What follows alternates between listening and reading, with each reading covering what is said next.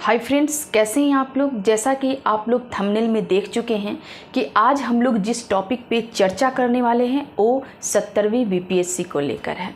आज हम लोग जानेंगे कि 70वीं बीपीएससी की स्ट्रेटजी क्या होनी चाहिए। आज हम लोग इसके तीनों पार्ट यानी कि पीटी, मेंस और इंटरव्यू के बारे में समझेंगे। इसके मुख्य बिंदु को भी देखेंगे और उसके बाद कुछ किताबों पर चर्चा करेंगे कि कौन सी किताब को पढ़ना चाहिए जिससे मेरा एग्ज़ाम क्वालिफाई हो जाए। तो फ्रेंड्स, आइए हम लोग कुछ बातों को देखते हैं। जैसा कि आप लोग जानते हैं कि 70वीं बीपीएससी आपकी सितंबर के लास्ट में होने वाली है। तो अभी आपका अप्रैल स्टार्ट हुआ है और अभी से लेकर मोटा मोटी आपका मान के चलिए कि 5 महीना बचा हुआ है।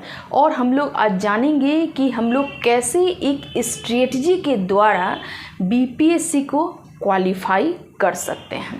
तो आइए समझते हैं कि बीपीएससी में कौन सा चरण होता है, किन किन चरणों से गुजरना होता है, इसके बारे में हम लोग अब आज डिटेल में चर्चा करेंगे। तो मेंस में आप यहाँ पे देख लीजिए कि आपका एक होता है जीएस पेपर फर्स्ट, ठीक है, और दूसरा होता है जीएस पेपर सेकेंड और आपका तीसरा एसए का एक पेपर होता है, ठीक है। तो आपका जीएस पेपर फर्स्ट में जो पूछता है वो पूछता है आपका यहाँ पे पहला देख लीजिए कि हिस्ट्री से क्वेश्चन पूछता है, ठीक है। दूसरा आप देख लीजिए कि यहाँ पे जो क्वेश्चन पूछता है आपका आर्ट एंड कल्चर से पूछता है, आर्ट एंड कल्चर से, ठीक है। उसके बाद तीसरा जो आपका पूछता है वो है आपका आईआर से क्वेश्चन पूछता है और उसके बाद करेंट अफेयर से भी क्वेश्चन आपका यहाँ पे पूछता है, ठीक है। जीएस पेपर फर्स्ट में जीएस पेपर जो आपका सेकंड में जो क्वेश्चन पूछता है, मैं इसको यहाँ पे ले लेती हूँ, ठीक है।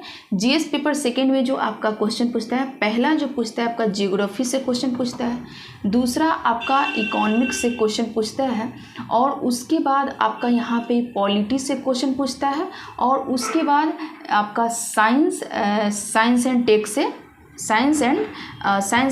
टेक से आपका क्वेश्चन पूछता है यहाँ पे, ठीक है। तो ये आप जीएस पेपर फर्स्ट और जीएस पेपर सेकंड आप यहाँ पे समझ गए, ठीक है। और तीसरा आपका मान कर चलिए कि आपका एक एससी का पेपर होता है। एससी का जो पेपर होता है आपका, इसमें भी आपका 3 क्वेश्चंस पूछा जाता है इसमें, ठीक है। यानी कि 100 मार्क्स का यानी कि 100 मार्क्स का आपका 3 क्वेश्चन पूछा जाता है। पहला जो क्वेश्चन आपका इसमें पूछा जाएगा वो मूर्त और अमूर्त के अवधारणा पे आपका क्वेश्चन पूछा जाएगा। दूसरा जो क्वेश्चन होगा किसी टॉपिक को लेके और तीसरा जो क्वेश्चन आपका यहाँ पे पूछा जाएगा वो मुहावरे के तौर पे आपका क्वेश्चन पूछा जाएगा। जैसे कि कोई मुहावरा दे देगा और उसके बारे में आपको बोलेगा पूरे विस्तार से लिखने के लिए। तो इस तरह से आपका यहाँ पे 3 आपका पेपर होगा और तीनों को मिला के आपका 900 का यहाँ पे पेपर बनेगा। उसके बाद आप देख लीजिए यहाँ पे एक इंटरव्यू होता है जो कि 120 मार्क्स का इंटरव्यू होता है। इसमें अगर देखा जाए तो अच्छा मतलब कि मार्क्स को गेन करने के लिए लोग कहते हैं कि अगर 90+ अगर आपका मार्क्स इंटरव्यू में आ रहा है तो समझ लीजिए कि आपका बहुत अच्छा मार्क्स है इंटरव्यू में, है ना। तो इस तरह से फ्रेंड्स हम लोग यहाँ पे प्री को देखें, प्रीलिम्स को देखें, मेंस को देखें और इंटरव्यू देखें। अब इंटरव्यू में क्या पूछा जाता है इसके बारे में थोड़ा हम लोग चर्चा कर लेते हैं कि इंटरव्यू में क्या पूछा जाता है। तो सबसे पहले आप जान लीजिए कि इंटरव्यू जो होता है वो एक तरह से आपका पर्सनालिटी टेस्ट होता है, ठीक है। क्योंकि आप बनने वाले हैं ऑफिसर और ऑफिसर आप बनने वाले हैं तो आपकी कुछ तो पर्सनालिटी होगी, तो उसी की वो जांच करते हैं, है ना। इसके लिए वो जैसे कि आप जिस चीज़ में ग्रेजुएशन वगैरह किए हैं वहाँ से आपके क्वेश्चन पूछा जाता है। उसके बाद आपका एक बायोडाटा होगा, ठीक है। आपको बायोडाटा रेडी करना होता है और बायोडाटा से आपका क्वेश्चन राइज होता है। इसके बाद आपका जो अभी करेंट मुद्दा अभी हाल फिलहाल में चल रहा है इस पर भी वो आपको वहाँ पे क्वेश्चन पूछेंगे। वो ये जानना चाहेंगे कि आप कितने अवेयर हैं, ये जानना चाहते हैं वो, ठीक है। और यही आपकी पर्सनालिटी टेस्ट होती है, इंटरव्यू होती है। तो इस तरह से हम लोग प्रीलिम्स और मेंस और इंटरव्यू के बारे में इतना सिलेबस को तो खैर समझ गए कि क्या क्या वहाँ पे पूछा आता है। अब हम लोग यहाँ पे ये जानेंगे कि देखिए जो प्रिपरेशन है, एक सही स्ट्रेटजी आपकी क्या होनी चाहिए, प्रिपरेशन का आपका क्या तरीका होना चाहिए, इसको हम लोग देखेंगे। तो जान लीजिए कि इसमें भी आप ये देखिएगा, आप लोग अगर चाहे तो स्क्रीनशॉट ले सकते हैं। मैं थोड़ा सा हट जाती हूँ और इसके बाद मैं इसको थोड़ा सा यहाँ पे मिटा भी सकती हूँ। अगर नहीं भी इसको इरेज करती हूँ तो भी मैं आपको यहाँ पे बता देती हूँ कि आप मान लीजिए कि आपको भी वहाँ भी जो आपका कंपटीशन होगा, आपको 3 लोगों से कंपटीशन होगा, आपको 3 लोगों से कंपटीशन होगा। पहले तो आपके वो होंगे, ठीक है, मैं यहाँ बता देती हूँ। पहले तो आपके वो होंगे जो छात्र फ्रेशर होंगे, ठीक है। दूसरे वो छात्र होंगे जो अपनी तैयारी को स्टार्ट करके और मतलब अपने तैयारी में बहुत हद तक आगे तक पहुंच गए हैं, ठीक है। और तीसरे वे स्टूडेंट्स होंगे जो एक मतलब कि ऊंचाई पे जाके गिर रहे होंगे, जैसे कि कभी उनका प्रीलिम्स क्वालिफाई होता है, कभी मेंस क्वालिफाई होता है, कभी इंटरव्यू नहीं होता है। तो इस तरह से आपको जो एकदम उनकी तैयारी कंप्लीट है, बस थोड़ा थोड़ा से उनका मिस्टेक हो जा रहा है और वहाँ पे उनका नहीं हो रहा है, तो वैसे लोगों से भी आपका कंपटीशन आपका यहाँ पे होने वाला है। तो इसलिए फ्रेंड्स, आप मान लीजिए कि अगर आप फ्रेशर हैं तो आपको यहाँ पे मैं ये नहीं कहूँगी कि आप एकदम से मतलब कि कूद जाइए आग में, नहीं। आपको यहाँ पे क्या करना है कि भले आपको अभी एकदम अच्छा खासा टाइम मिला हुआ है, 5 महीना, तो सबसे पहले आप ना सिलेबस को तो सबसे पहले आप सिलेबस को समझिए। सिलेबस जैसे कि मैं ऊपर में बताई हूँ, सबसे पहले आप सिलेबस को समझिए, ठीक है। उसके बाद आप जो हैं बुक्स वगैरह, जैसे कि आप ना NCERT पढ़िए, जो कि सब लोग बोलते हैं और इम्पॉर्टेंट भी है, ठीक है। तो आपको सबसे पहले सिलेबस को समझना है कि सिलेबस में क्या है और क्या पूछ रहा है। जो पूछ रहा है उसी को पढ़ना है, एकदम यहाँ पे ज्ञानी बाबा नहीं बन जाना है कि सब चीज़ को पढ़ लेना है, ऐसा नहीं करना है, ठीक है। तो सबसे पहले सिलेबस को समझिए, ठीक है। उसके बाद आप NCERT की कुछ ही बुक, ऐसा नहीं है कि NCERT की टोटल बुक आपको पढ़नी है, नहीं, NCERT की आपकी कुछ बुक आपको पढ़ना है, ठीक है। उसके बाद आप NCERT जब पढ़ लेंगे तो सबसे इम्पॉर्टेंट फैक्टर जो आपका होता है वो आपका करेंट अफेयर्स का होता है, ठीक है। करेंट अफेयर्स का होता है आपका, तो समझ जाइए आप लोग, ठीक है ना। करेंट अफेयर्स का होता है और इसके बाद आपका ना एक और सेक्टर होता है, वो होता है आपका बिहार स्पेशल का, ठीक है ना। बिहार स्पेशल का होता है, तो आपको बिहार स्पेशल भी पढ़ना होता है। इसके लिए भी ले लीजिए कोई ऑथेंटिक बुक।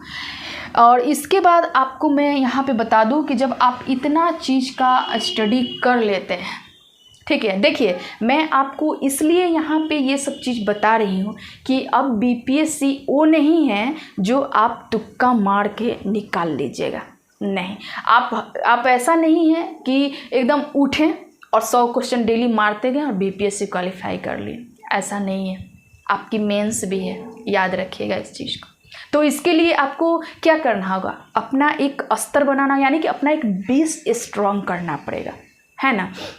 तो इसी वजह से अपने बेस को स्ट्रॉन्ग करने के लिए आपको ये बुक्स का आपको अध्ययन करना पड़ेगा। दूसरा नंबर में जो होता है वो एक मानक बुक, मान लीजिए ऑथेंटिक बुक आपको कोई पढ़ना पड़ेगा, जैसे कि आपका हिस्ट्री का हो गया, ठीक है ना, ज्योग्राफी का हो गया, आपका पॉलिटी का हो गया, इकोनॉमिक्स का हो गया, ठीक है, उसका साइंस एंड टेक का हो गया। तो इस तरह से आप देख लीजिए कि इसमें से कुछ बुक का भी आप अध्ययन कर लेते हैं ना, तो आपका बेस और ज़्यादा स्ट्रांग हो जाएगा, है ना।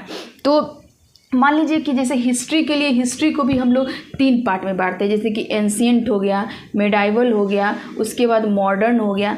तो जैसे कि एंशिएंट के लिए हम लोग रामशरण शर्मा की बुक को पढ़ते हैं, मेडाइवल के लिए हम लोग सतीश चंद्रा के बुक को पढ़ते हैं, और मॉडर्न के लिए हम लोग बिपिन चंद्रा की बुक को पढ़ते हैं। ठीक है, ठीक उसी तरह से हम लोग पॉलिटी में लक्ष्मीकांत के बुक को पढ़ते हैं। आप जियोग्राफी में देख लीजिए तो आपको बर्नवाल की बुक मिल जाएगी। उसके बाद इकोनॉमिक्स में आप TMH की बुक कोई ले सकते हैं, आप उससे अपना कंप्लीट कर सकते हैं, जैसे कि रमेश शर्मा का बुक होती है TMH की है। उसके बाद साइंस एंड टेक में भी आप TMH का बुक ले सकते हैं। ठीक है ना।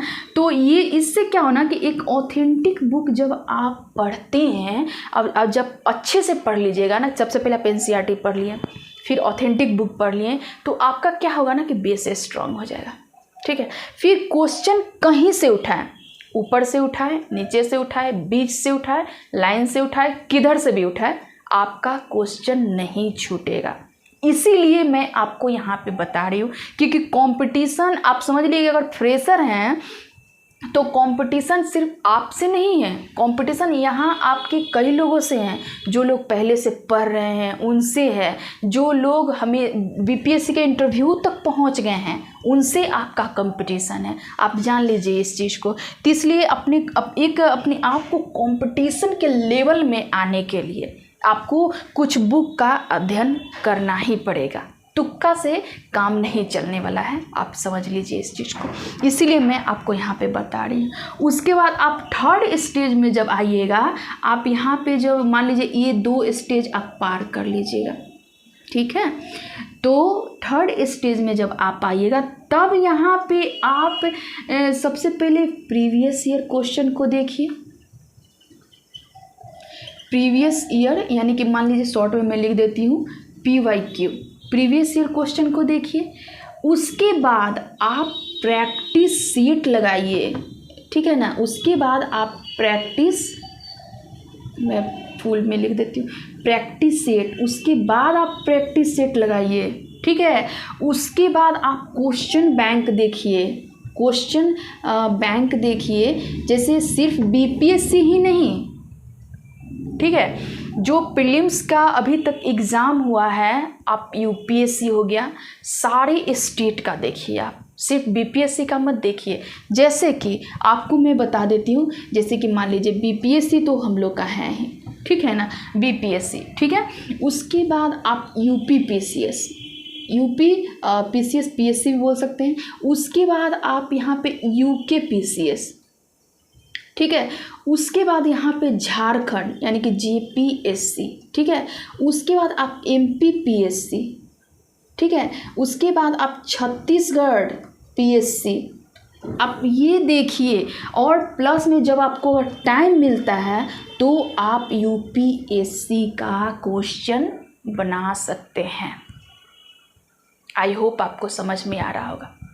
कहने का मेरा मतलब ये है कि आप पहले BPSC का प्रीवियस ईयर क्वेश्चन देखिए, प्रीवियस ईयर क्वेश्चन देखिए कि आखिर BPSC क्वेश्चन किस लेवल का पूछती है। और इसके लिए मैं अब सिर्फ आपको प्रीलिम्स के लिए, एग्ज़ाम के लिए आपको नहीं बता रही हूँ, ठीक है ना।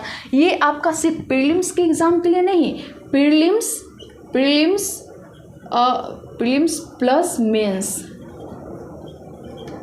प्रीलिम्स प्लस मेंस दोनों एग्ज़ाम के लिए आपको मैं बता रही हूँ कि दोनों एग्ज़ाम का सबसे पहले आप PYQ देखिए, है ना।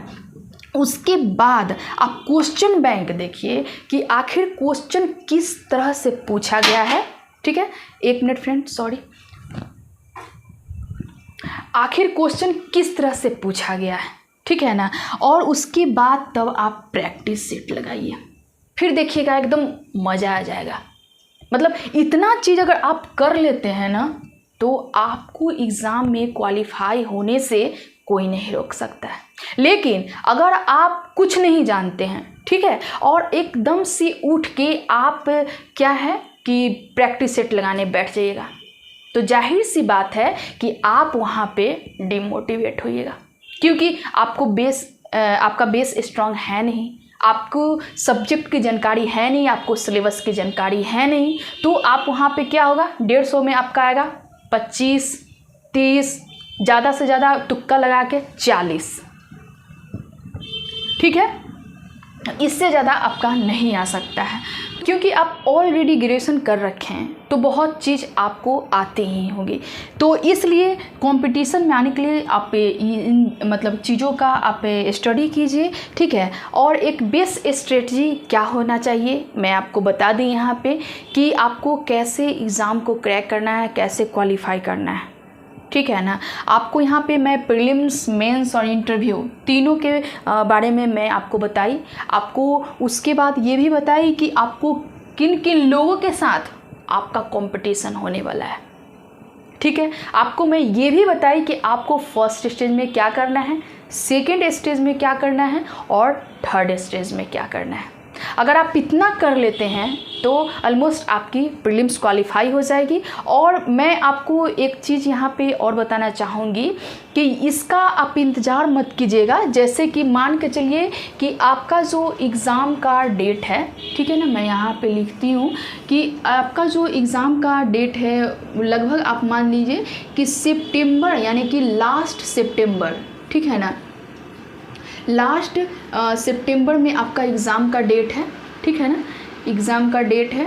तो आप यहाँ पे देख लीजिए कि प्रीलिम्स का यहाँ पे लास्ट सितंबर में आपका पीटी का डेट है, ठीक है। आपका मान के चलिए मेंस जो आपका होगा, मेंस जो आपका होगा वो जैन 25 में आपका होगा, यानी कि जनवरी 2025 में आपका होगा। तो मान के चलिए कि आपको हर रोज़ आपको प्रीलिम्स का तो तैयारी करना ही है, साथ में आपको एक क्वेश्चन पर डे लिखना है, साथ में आप एक क्वेश्चन आपको पर डे लिखना पड़ेगा।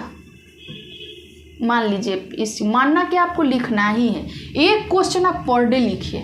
इससे क्या होना कि आप ना हैबिचुअल हो जाइएगा। और जब आपका मेंस का एग्ज़ाम आएगा ना तो उस समय आप घबराइएगा नहीं, उस समय आप बेचैनी आपके अंदर नहीं होने लगेगा। कैसे होता है जब एग्ज़ाम नज़दीक आता है तो कैसा बेचैनी होने लगता है, लगता है कि 24 घंटे के बदले मेरे पास 48 घंटे हो जाता है, ऐसा वाला हो जाता है ना, आप लोग के साथ भी होता होगा। तो इसलिए फ्रेंड्स उस समय अपनी बेचैनी को कम करने के लिए ना आपको एक क्वेश्चन पर डे लिखना। एक क्वेश्चन आप कोई भी लिख सकते हैं, जैसे कि आप history, geography, polity, current affair, science and tech, आप किसी से भी एक क्वेश्चन आप पर डे लिखिए, आपको अभ्यास हो जाएगा, है ना।